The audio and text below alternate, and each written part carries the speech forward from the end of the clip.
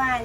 So, eto na naman po, paghahandaan ko po ang ating Chinese recipe 2. Okay po.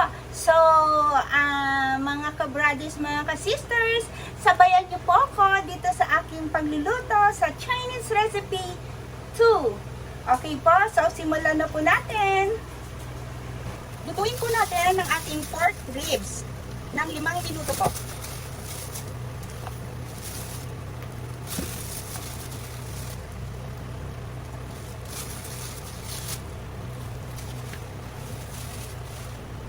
So, lalagyan ko na po siya ng asin at ng paminta.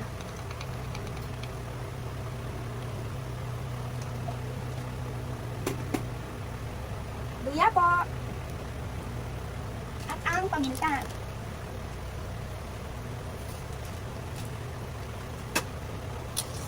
So, lutuin po natin siya for 5 minutes.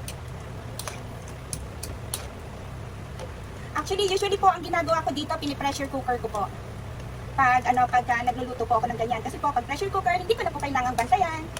Okay po, pero this time, ito po, iluto po natin siya for 5 minutes. Ito na po ang ating pork ribs.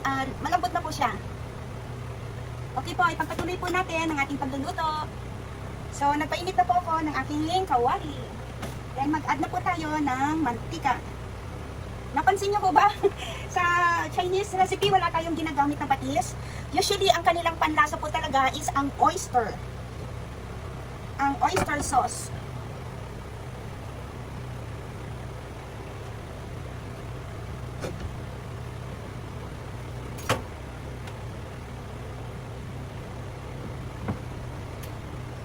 Okay, mainit na po ang ating kawali. Maglagay na po tayo ng bawang at luya.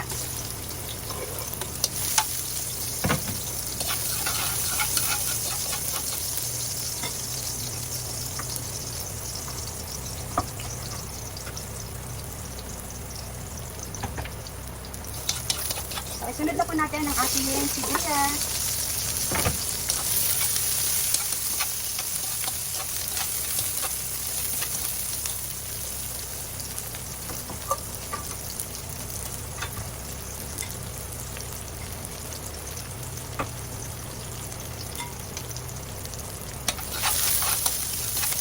Sabay na po natin ang ating pork ribs.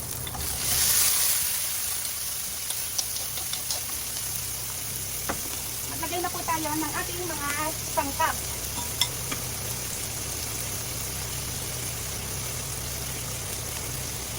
Konting water po. Soy sauce.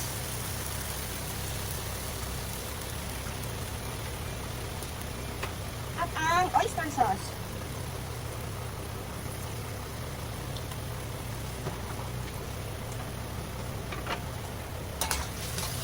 So, pakuluin po natin siya. So, hintayin lang po natin kumulo ng konti. Ilagay na po natin ang ating sili at yung ating sitaw.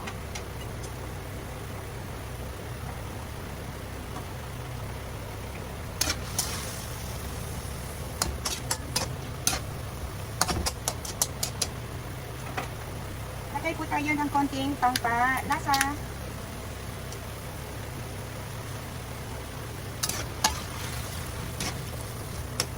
Hintayin lang po natin maluto ang sitaw kasi malambot na po yung kanyang karne. Okay po? So, hintayin po natin maluto ang sitaw. Ito po, i-check na po natin yung sitaw. Madali lang naman pong maluto ang sitaw. So, pinahinaan ko po yung apoy. Okay na po yung sitaw natin. So, tikman na po natin yung lasa.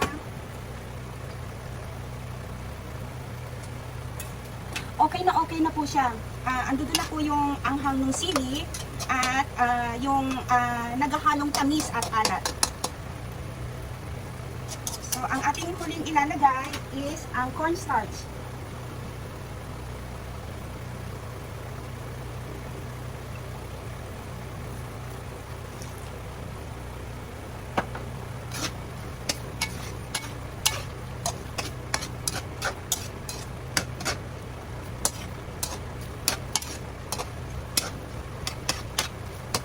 Okay po, ready for plating na po siya. Hello again! Ito na po ang ating Chinese recipe 2. Okay po, ang ating pork rib with sitaw.